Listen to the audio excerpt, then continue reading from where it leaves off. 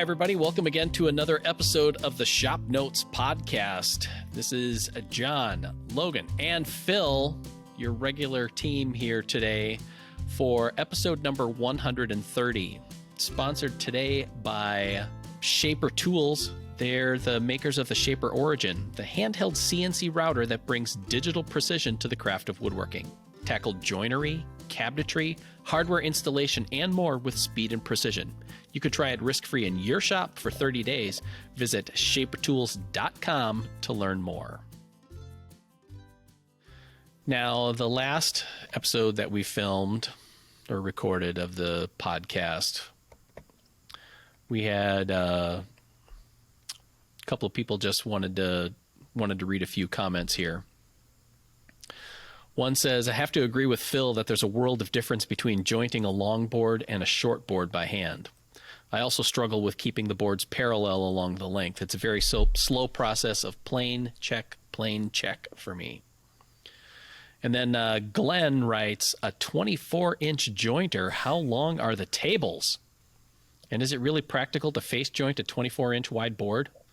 As for edge jointing, even though I have a 6-inch jointer, I do most of mine on the table saw. And then Rolf thinks that you should paint your jointer pink, make it a lady tool. Why do we have to gender the color pink? Yeah. I mean, come on. It could be anybody's color. I think pink is a beautiful color. So I guess my response to those questions are, I think you could face joint a 24-inch wide board, but I think, what do you guys think? 2 people or 3 people? I think power feed. Yeah. I mean, you'd almost need a power feeder if you wanted to get, because I think you'd have to have 3, like one on the in-feed end, one on the out-feed end, and somebody actually sitting on the panel just to keep consistent pressure. Yeah, that was basically my next just question. like a treadmill. Just stand on it and somebody's like pushing it with their feet. Well, that's my next question is, okay, so if you have somebody on the board, you're above the cutter head. Do you sacrifice your feet or your butt? Do you sit on it or do you stand on it? If something would go wrong. You can always get you can get artificial feet. I don't think you can get an artificial butt. That's true. I don't know. Yeah, that's true. I don't know. You find a donor. So let's cadaver go donor. Kardashians and see. Yeah. There's plenty to go around. Yeah.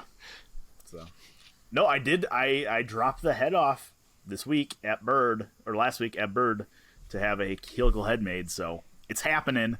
All right. Whether it's a good idea or not, we haven't come up with that answer yet. I saw that there is an engine hoist in the shop now. There is. I bought an engine hoist.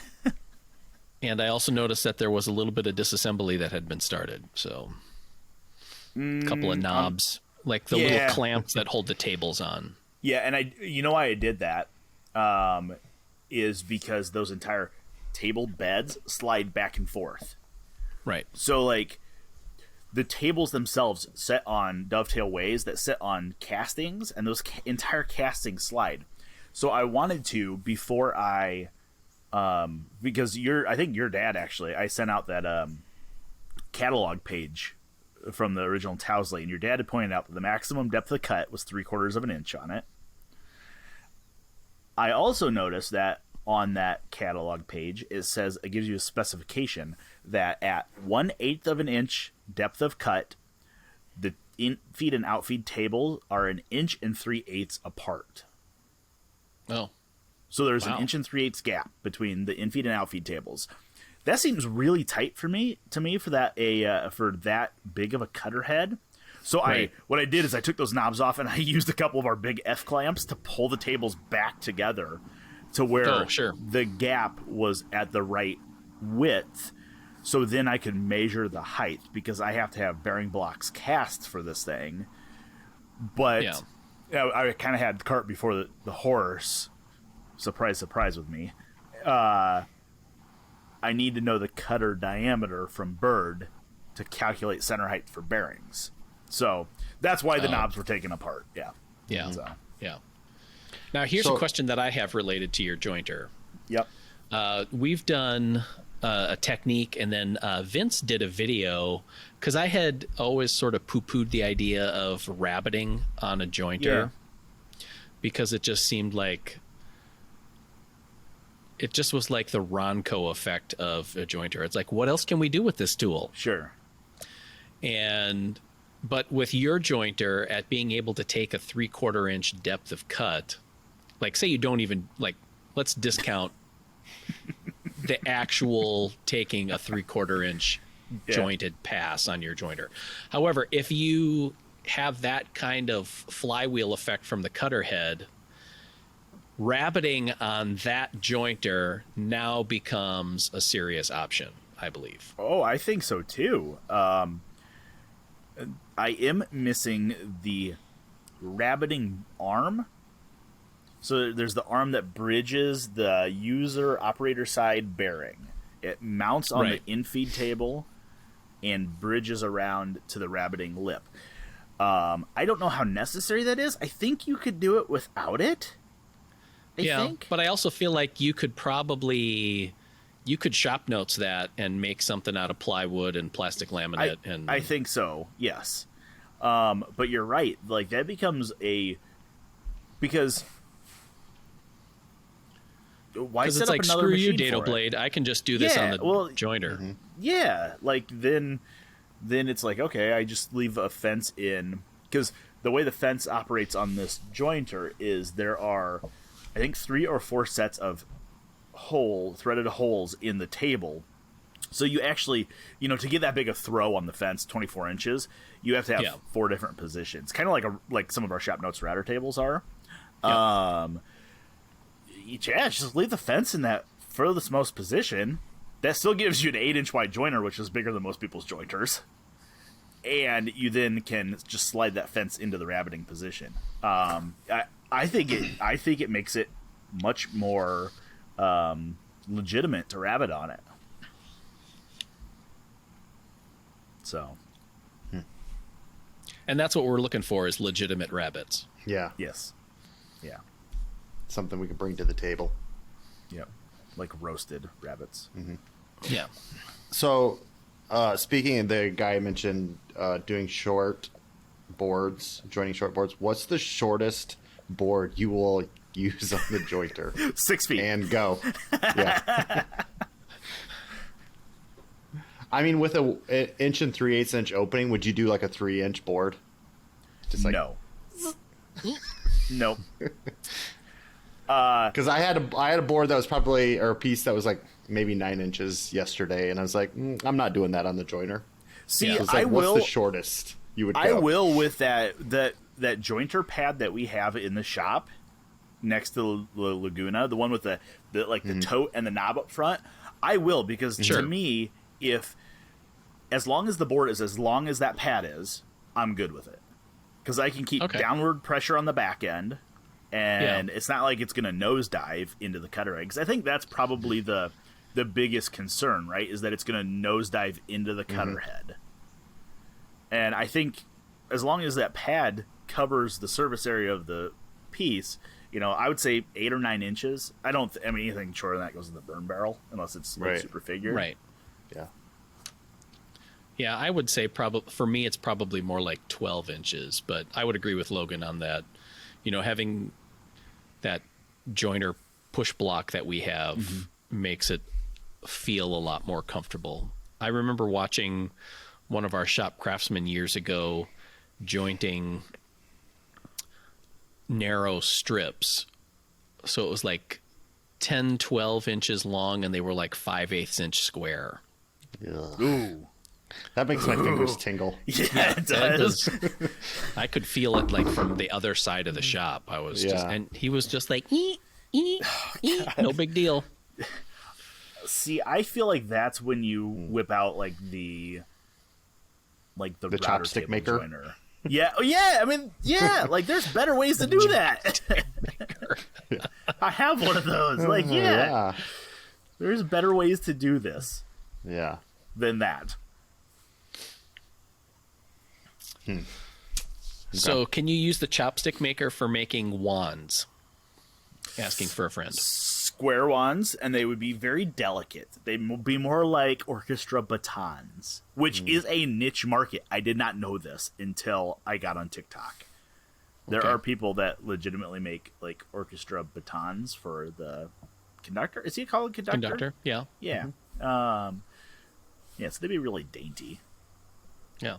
I was just wondering, like, what's the Mac? So the chopstick maker is to make a specific size. It's not it's to make adjustable at all, really. Correct. 7 millimeter chopsticks. You can switch it between the Japanese and Chinese style chopsticks, which have a different taper to them. So they go from 7 millimeter either down to like 3 millimeter or 5 millimeter. So one of them has fatter ends. I don't remember which one's which. I use the fat end ones so I don't stab myself in the mouth as I eat. Right. So this is just a random product request then for Bridge City is to make a version of the chopstick maker, but for wands. Mm-hmm. Yes. It's just a little bit bigger, maybe a little longer. Or is that a ShopNotes project? Or it's maybe a ShopNotes project, yeah. That's right. Mm-hmm. Yep. The block wand maker. Is that a Mexican chopstick then? If it's for wands?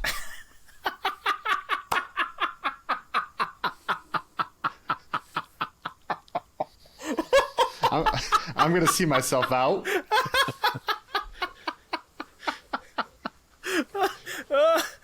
Oh my gosh, John Doyle. Welcome to the last episode of the ShopNotes Podcast. I hope if we go out on something like that. And Nate better not take that out. Oh my gosh. Suspended with pay for the rest of the day. Yeah. Yep. You know I'm gonna take the rest of the week off. Oh my gosh, that was great. All right. This is a short podcast. Yeah, it is. We made about 10 minutes. So, okay. No, like, I don't know if Phil had an agenda for this, but I have a tangent. Okay. Do you guys think there is a recognizable style of furniture that comes from South America? Now, I ask this for two reasons. Because of the wand maker. And two, because I know that our friends at Tools for Opportunity are doing one of their big sales this weekend. And Tools for Opportunity basically sends tools down and people down to like Honduras or El Salvador. I don't know if they do like different countries or if they are all the same country, but to help promote craftsmanship in some of these countries and teach some of the locals a trade that they can start making a living at. So it's kind of a, I'm getting this question from two different angles. Like, thinking about, there's a very French style of furniture. There's a very, Norwegian style of furniture. Is there like a South American style of furniture that you guys can conjure a picture of in your head? I don't know. There's probably several styles of South American furniture. Yeah. Yeah. I mean, that's like saying, is there a European style of furniture? True. But, yeah. Well, and is it just that I have not been exposed to it, so we are not aware of it, right. And maybe there's this like huge culture of different furniture styles like you'd find from England, but from Brazil or something. Right. Yeah. I believe there is, because I think there was something, the Lost Art Press blog a few years ago, one of their contributors had done some historical research on, I think it was like workbench styles. Okay. And then had kind of got lost in the Spanish colonial era in Central and South America. No, it was Suzanne Ellison. Okay. She's done some work with them. But I think also there was some furniture that went with it. But I've also seen a lot of what Tools for Opportunity does, some of the craftspeople that they work with and their products. And to me, the stuff that they produce has kind of a, like the old mission style furniture, not necessarily arts and crafts, but mission style, but with a lot more really bold, distinctive, turned and sculptural elements in it. So if you mix kind of a gothic-y mission sort of blending, but like John said, I'm sure that there's probably, just as much high-end, contemporary, clean-lined furniture and projects being made as there are, vernacular, rustic pieces too. Mm-hmm. Yeah. But that would be interesting. So if anybody has any of the listeners, you have any links for cool crafts people in Central and South America, send them our way. I would love to see some of that stuff. Bonus points if your name's Juan. You know what's also really cool to me, and I've said this before, is how exotics to us are domestic species to others. You know what I mean? Right. Like I have recently, I mean, you guys know that I'm a antique store thrifter type guy, looking for tools mainly. Recently, I've started looking more at like furniture pieces to try to get ideas for projects for pop wood and stuff. But what I've also started looking at, and I've done this in the past, but it's been, I've had better finds lately for some reason, is that walking around and finding, you guys know what those like desert ironwood sculptures are, where it's like a quail or a marlin or whatever, that type of thing, where they're probably considered like touristy type items. Yeah, but a lot of times they're made out of like really nice exotics. Like I don't have it on me. I don't remember where my wife put it, but I found a little carved like it looks like a Vishnu or something, like a Hindu god little idol. It's maybe a foot tall. It's made out of moon ebony, and I found it in a thrift store here for like $4, and I bought it just because it's like, I mean, it's like hand carved. It's gorgeous. And when I was down in Nashville last week, I stopped at I needed to take a break in my 10-hour drive, so I stopped at the National Corvette Museum Antique Mall. And I found some ebony bowls there.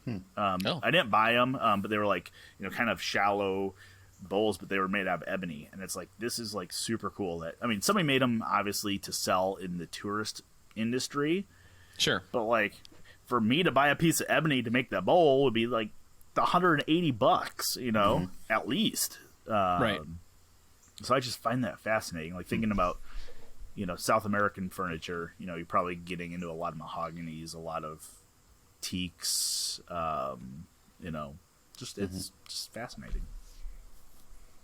Yeah, I'm trying to think of what you could make from an ebony bowl other than a smaller bowl. It's probably why you didn't buy it. It's like, I was really like, no, it's like you could use it for like, it was shallow enough that you could get some decent like half-inch thick flat pieces out of it, but it's like I got enough of that somebody else will buy it and appreciate it for a bowl. They won't know what it is probably, but it's like I could slice some veneer out of this if I wanted. Yeah, or plugs. If you were doing small turned knobs or something like that, you could probably. Yep, and it was actually a really sappy piece of ebony, which is maybe why it was used. This little carved idol I have here. I'll put a picture up on the show notes page. It's interesting because if you look from the top down, it's in the shape of a triangle, like a round of firewood would be after you've split it. So it's almost like somebody was, went out to a firewood pile, grabbed a piece, and hand carved this thing because it's that cross section. And it's like, is somebody really like burning ebony for firewood somewhere? Because that hurts my soul a little bit. But if it's like shorts or low grade stuff, maybe. Yeah. But yeah. At some point, ebony gets too small and becomes scrap. It becomes black dust is what it becomes for filler.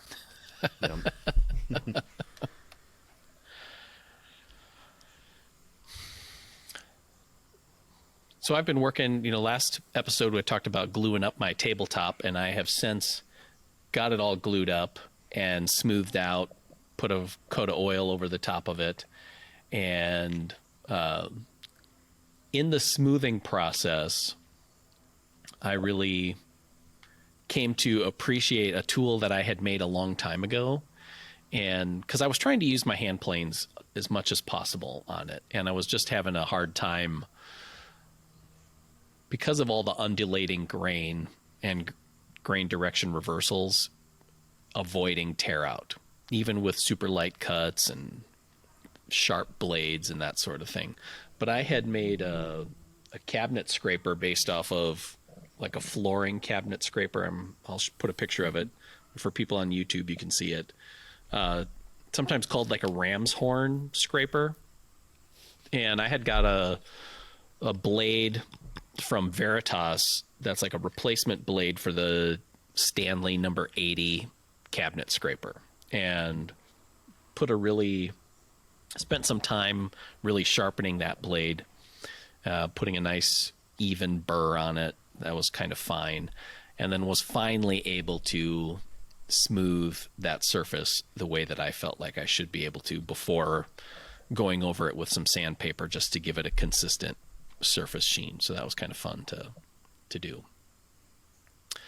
And related, I was working on a project with my dad this weekend. One of my uncles got a whiskey barrel and wanted to turn it into a table for out in his garage where he can have people over and watch football games and stuff like that.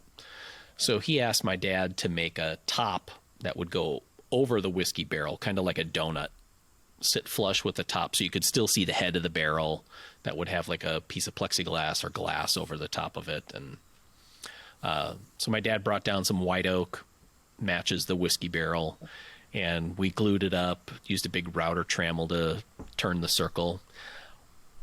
Fun fact, barrels are not perfectly round. Who knew? Or at least this one wasn't. So cutting the inside circle required a certain amount of fine tuning. Sorry, but in gluing it up, we did our... That's okay. In gluing up the top, we had some unevenness, so I had a hand plane that I used to kind of basically level things out, but you still get plane tracks and whatever. So I went over it with that cabinet scraper, and it was just a delight to be able to take care of most of that, those surface imperfections that you can just come back with some sandpaper and clean up the edge. That was really, really fun. Does that ram's horn work any different, you think, than like a number 80? Fundamentally, I don't think so. No. Okay. I will say I think we have the Veritas version of the number 80. And what I like about that is that the toe of that is larger than the number 80. Like on mine, even mine is relatively small. I have maybe 3/4 of an inch or 7/8 before I get to the mouth. And the version that I was modeling this after, it was a commercial version, but their toe piece that kind of pinches the blade in place is cast. So the whole body is metal, and then you have like this L-shaped mouth or toe piece on it. And I can see where that's helpful, because the front edge of mine, mine's made out of some really cool really curly cherry that I was left over from a door project that I made. But tell me you're fancy without telling me you're fancy. Right. Yeah. It's more like I'm cheap and I didn't really want to buy a cabinet scraper, so I made one. I meant your curly cherry door. Oh, yeah. No, that was actually and I didn't even know it was curly at the time. I made it for my entry door for my brother and sister-in-law. Oh, that's awesome. And it was like, I had to buy a certain length board, and it was the top edge of it was went all curly and wavy. So I made a clock out of one part of it and then a scraper out of the other part. So I have I don't have any. I think I have a number 80 sitting in my like restore pile. Yeah.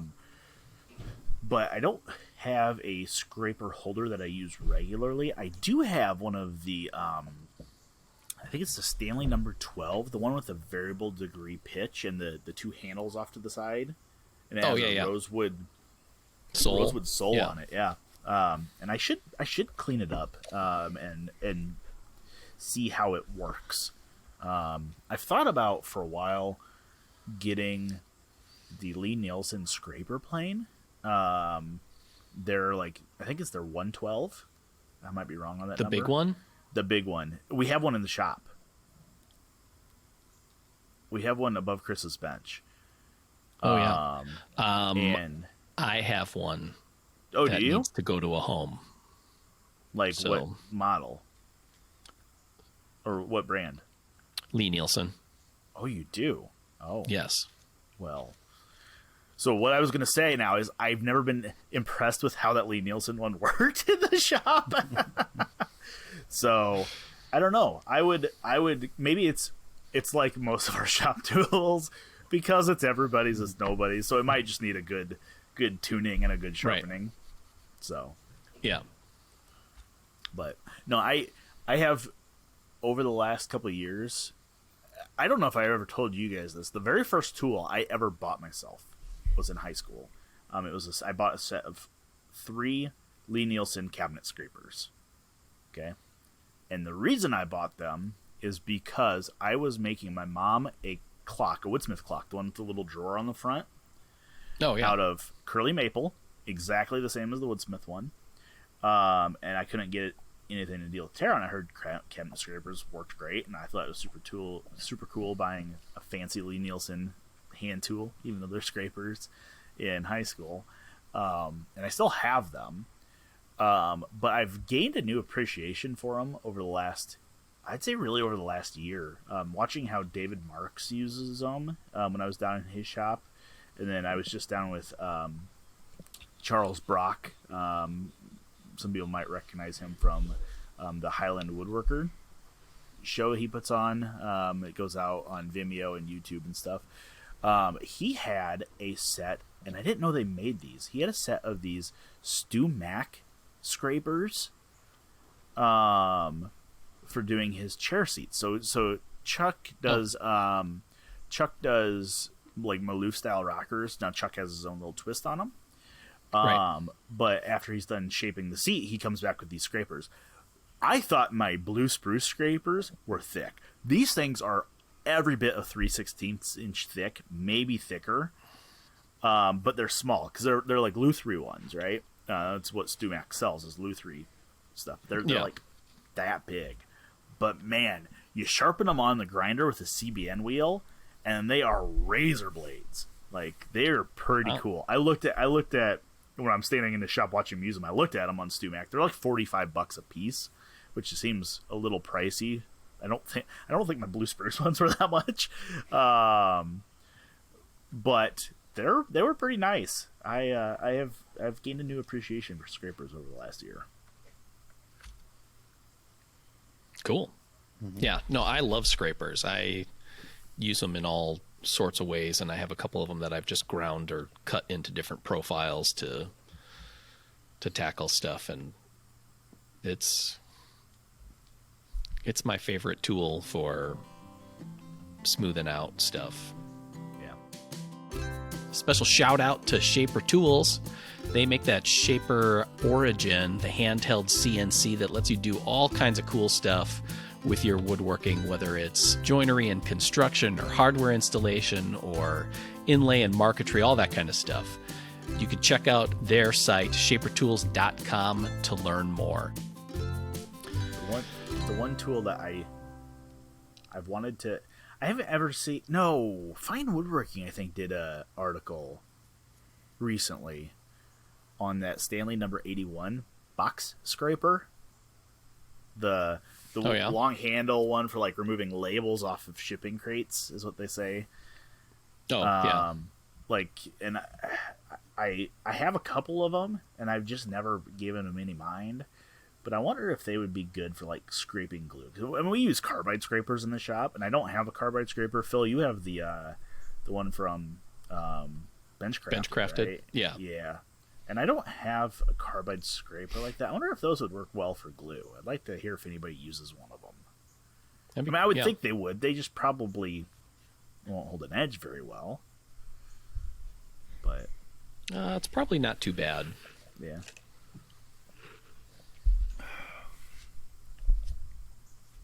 So because I know we have the. Oh. Go ahead. I was going to say, speaking of, you said the first tool you ever bought and not holding an edge. That reminds me of the first tool I ever bought. I'm putting in quotes because I believe it was from Menards, free after rebate. Yep. When I was in high school, was a set of chisels, and they had the cheapest black like plastic handles, and I'm not sure what was softer, the plastic on the handles or the actual metal of the blade. And I think I still have them because I use them for just like if I want to ruin a chisel. This is the chisel to use. So I think they have serrated blades now. Just little chips all over them and never been sharpened, you know? Yeah. Still got them. Still got my first tool. Are they Tool Shop brand? Yeah, I believe so. So they're guaranteed for life. I'm not sure whose life, but... I feel like Menards got rid of Tool Shop brand for the most part, didn't they? Because it's like so. Everyone knows that it's crap, so let's rebrand it as Master Force. Master Force, yeah. They were probably paying out too many of the warranties, so they had to bankrupt that brand and put it into a different name. It was bought out. It was bought out by Master Force, you know? Yeah. So. I've actually found a tool shop 1/2-inch wide chisel in the road a handful of years ago. And it's probably somebody who was just frustrated with it and just threw it out their window. But I took it home, yanked the handle off of it, and I ground it into a skew chisel. Yep. Put a new handle on it. And I think by grinding back far enough off of the original edge that I actually got halfway decent steel because it holds a decent edge for a while. And, and as often as you end up using a skew chisel. Or you heated it up enough that you actually retempered the steel. You actually hardened the steel by grinding it. That might have been that also. Yeah. You ground off the lead tip of it. Yeah. Which, by the way, so I found a... Have you guys ever seen the lead planes for lead type? Have you ever seen those? No. Okay, so I found one. Actually, I think I told you guys. Our former shop craftsman Dana, he had a friend. Him and his wife had a friend of theirs, a couple that the husband had just passed away. He passed away last year, and he was a craftsman. He was a woodworker. He was an artist. So Dana offered to help Nancy clean out her shop, or clean out Jack's shop. So Jack had a lot of hand tools, so he invited me to come in and help him kind of figure out what was worth selling, what we needed to sell online versus, locally and stuff. And Jack had a lot of stuff. Like, he had some really weird stuff.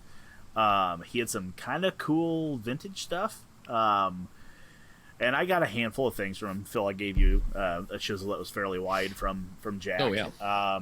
But I saw this plane, and I'm like, that looks like a lead shooting plane. And so I went upstairs into his attic of his shop, and his shop was like this separate garage type building, but there was like a loft up there, and you kind of felt like you're going to fall through the floor, and he had a lot of wood stacked up there. But when I was up there, I found the base for it. So the lead shooting planes are like a weird... They're like a shooting board, but they sit over top of the type to like joint the face of the type, or maybe it's like the back of the type before it would go into a printing press.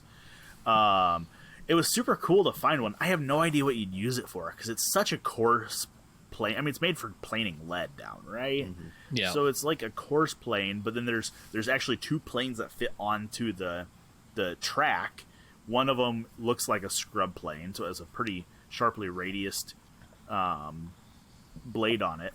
But then the other one has like a float, so it's like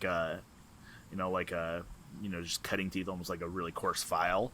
Right. I just thought it was interesting. Like, I don't know what you'd use it for now. Like, and that's why I didn't offer to buy it from Nancy. I did buy a handful of tools from her and from Jack and stuff. I got some really nice chisels. They just say made in Holland, Swedish steel. There's no brand on them. They're pretty nice. Got some molding planes, which is kind of cool. Always need more molding planes to put in my to restore pile. But I did tell Nancy, I was like, Nancy, it's been fun hanging out with her and kind of learning a little bit about Jack. So the stuff I bought from there isn't stuff I'm going to really sell. So I think she felt pretty good selling it to me. So, it was kind of cool. Got a really beautiful oilstone. God, I got an oilstone that's like a calico cat. It's like super splotchy, different colors. It's pretty awesome. So nice. Yeah, I tell myself That'd I don't be have cool. a problem with antique tools, but clearly the evidence points the other way. Yeah. Well, I mean, like old sharpening stones just are super cool because they often had a lot of color variation and patterning in them. So, and they're fun to use. Yeah. Yep. So in making this barrel top, tabletop thing, we knew there was one of those projects where it's like, how far do you go in drawing this out? So rather than having any kind of a plan for it, we set up basically like a half sheet of OSB on sawhorses, marked a center point, and then just basically drew like a full-size plan in marker on that piece of OSB, so that when because we made the tabletop, we were looking for like a 12-inch overhang all the way around. Okay. And we did it by basically like gluing up a super wide panel for the top, rather than trying to do like miters all the way around, because that would have been a disaster. But in doing so, we only had a few white oak boards, so we ended up cutting and slicing pieces so that we basically glued up kind of a jaggedy looking donut, and then because we didn't need the parts in the middle because we were going to cut it away anyway. So it was just kind of interesting to think about, rather than having plans for it, is drawing up something like a full-size template or story stick or something like that, and working from that rather than working from like a paper drawing. So it's just kind of a different approach for building projects, which I think we've talked about in the past, is like how we, if you're designing something for yourself other than the magazine, like how detailed do you go for plans and drawings? Yeah. So did you guys, when you guys did that, thinking about the outside shape of a barrel, has some curve. Yeah. Did you guys just route that inside edge square, or did you guys chamfer it at all to try to nestle down on top of the barrel? We actually did. We had Infinity Cutting Tools makes a set of, I don't know if you call them chamfer bits or like polygon joinery bits. Yeah, like miter bits, yeah. Kind of like miter bits. So I would call it a chamfer bit, but they have them in a 15 degree, 22 and a half, 30 degree, and 45.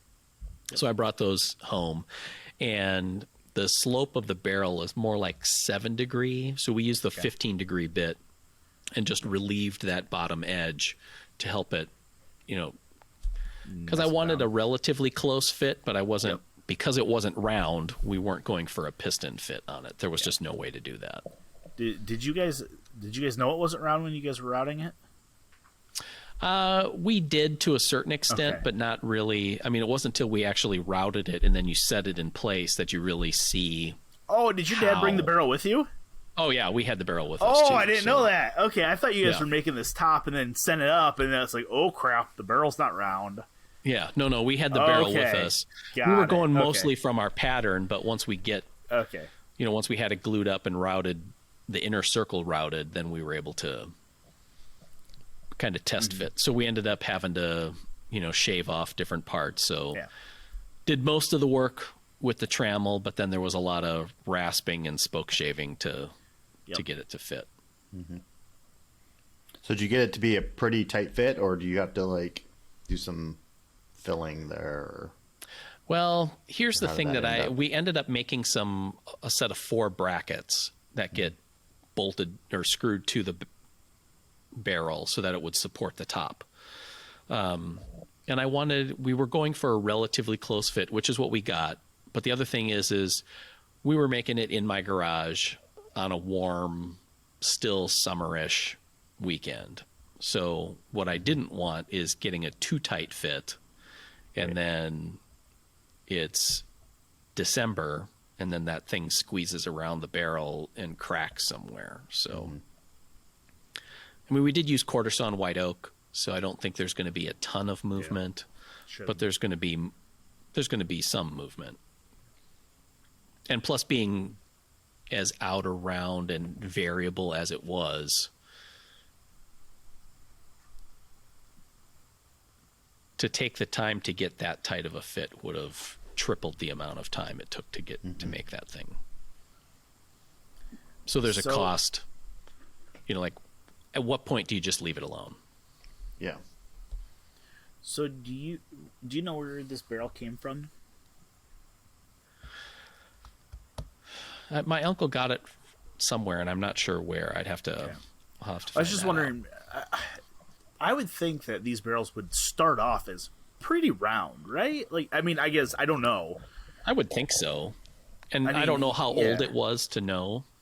Yeah, you'd think a cooper is making the barrel staves, beveling the edges, putting them in rings, and the rings are hammered down. So I'm sure they're not machinist round, but they have to be fairly round, especially once you put those end caps on and lock them in place. So I wonder if it's just if it's been moved, if it got dropped when it was empty and it kind of, racked a little bit. Yeah, which is possible. Or am I just ignorant and they actually are a little out of round? They're never perfect, I don't know. Yeah. I mean, it's just got to be tight, so. Yeah. I think it'd be fun to make I've seen some people make wooden buckets. I think that'd be kind of fun, just to try it once. I think so. What's my shop challenge? Who can make the bucket that holds water the longest? There you go.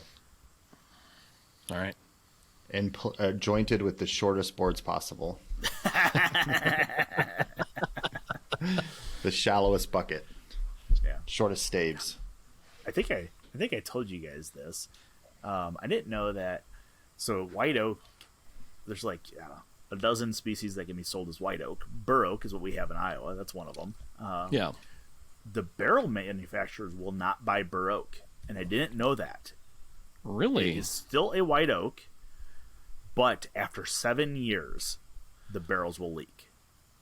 I don't know what it is, but I've had 2 different log buyers tell me that barrel manufacturers will not buy white oaks or will not buy bur oaks because they will leak, where a true white oak will not.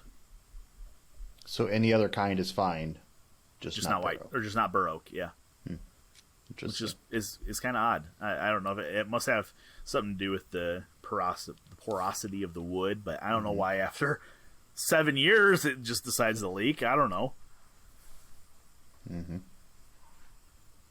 The one thing that I really remember from my forestry classes about white oaks is that the parenchyma cells will explode into the pores and close them all off.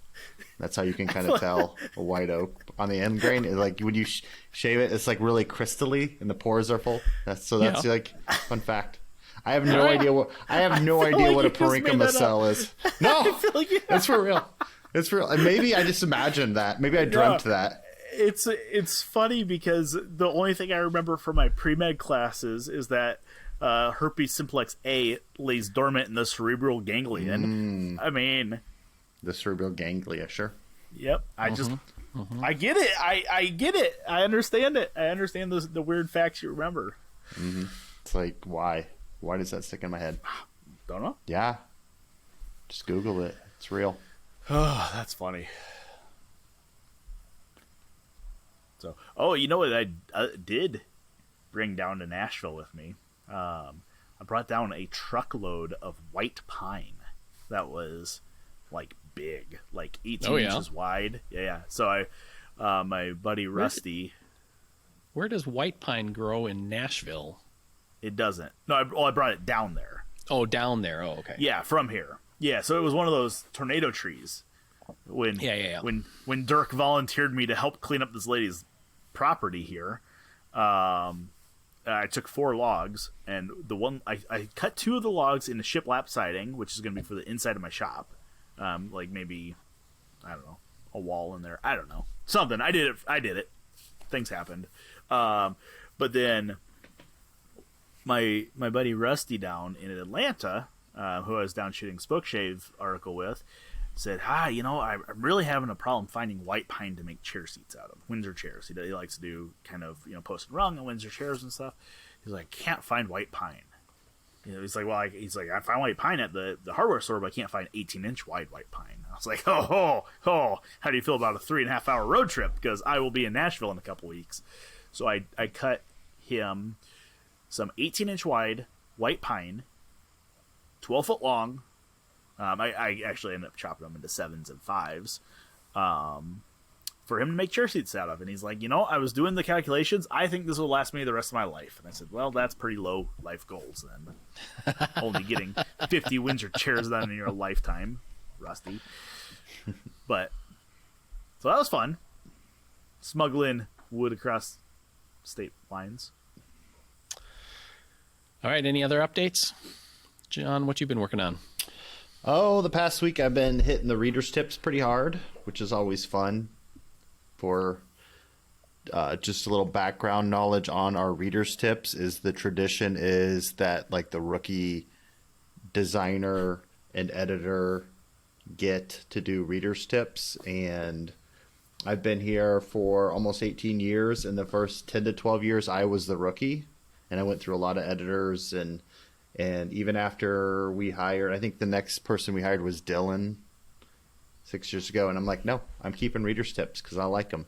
It's like my craft time, like Baltic birch plywood and random pieces of hardware are my glitter and popsicle sticks, and it's just fun. It's just fun making the little gadgety prototype reader tip stuff. So that's true. It is a lot like prototyping, and it's an odd kind of collaboration because the readers will send us tip ideas and suggestions, sometimes with a photo and a drawing, sometimes the actual item.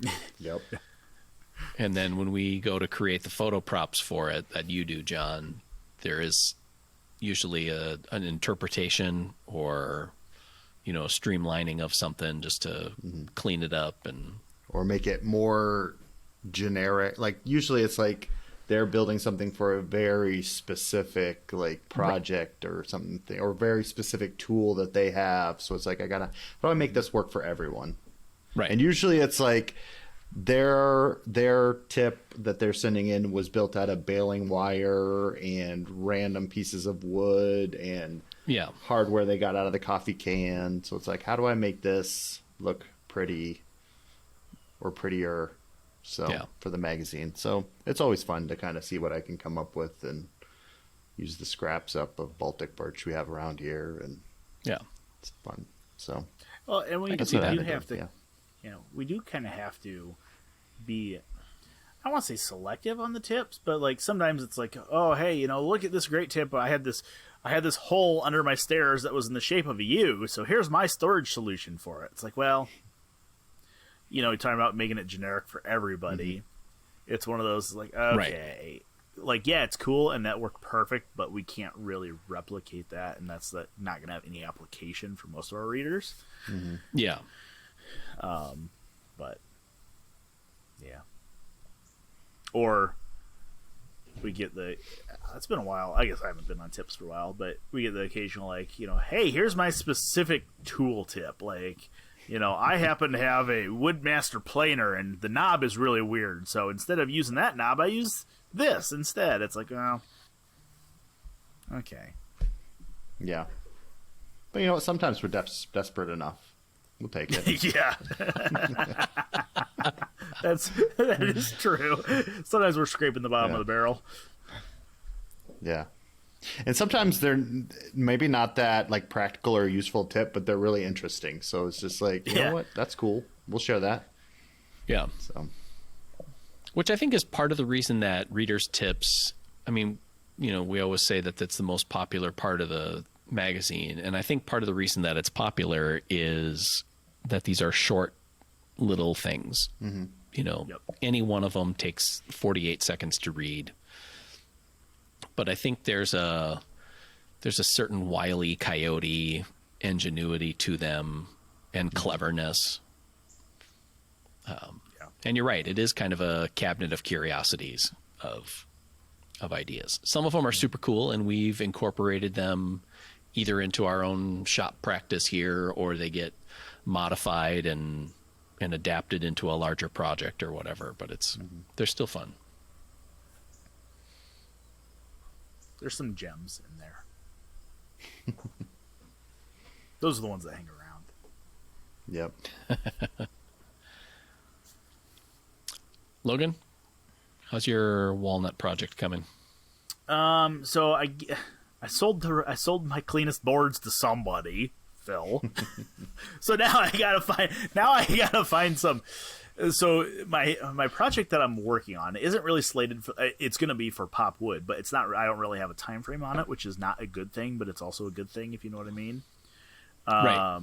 I'm working on this 9-drawer dresser, so it's going to be a low shaker dresser, 3 banks of 3 drawers each. It's going to match my nightstands, so it's going to be a dovetail mitered case with 9 drawers in it, sitting on a little base. Haven't decided exactly what the base is going to be, but I'm probably going to marry my sleigh bed that I built. I'm going to probably marry some of the same type of base elements out of that with the dresser, which is matching my nightstand. So it'll kind of tie the bed and the nightstands together. Sure. I have the side panels glued up. They're sitting in the photo studio. I don't really care about the bottom. The bottom can be like super nasty walnut for all I care, right, because you're not going to see it. However, the top, I need to find walnut in my stash that is clean and clear. 'Cause I want the top to be pretty clean, and it needs the real kicker is not necessarily it needs to be clean and clear, because I have a lot of stuff that would be considered clear if you cut it to 4 or 5 foot, but when you start looking for an 80-inch long piece, because this thing's gonna be 80 inches, so I need to find stuff that's clean, that is that long. Now, I did have a skid loader here last week, and I moved around some of my lumber stacks out in the yard, and I found some walnut that I remember cutting, and it looks pretty clean. It's not kiln dried; it's air dried, which is fine. I'm cool with. I have no issue with that. So I actually need to go dig through that and see if I can get enough out of it. And I'm thinking it's a 20-inch deep, 80 inches long. That sounds like a really big section of clean and clear, but the side panels I glued up out of 4 boards each that were 5 inches. So it's not bad when you break it down into those 4-inch or 5-inch pieces. So that's my next step is going to be, I'm going to be, I think, kind of juggling this project build along with the jointer rehab article. So I'm going to kind of be jumping back and forth between the two, I think.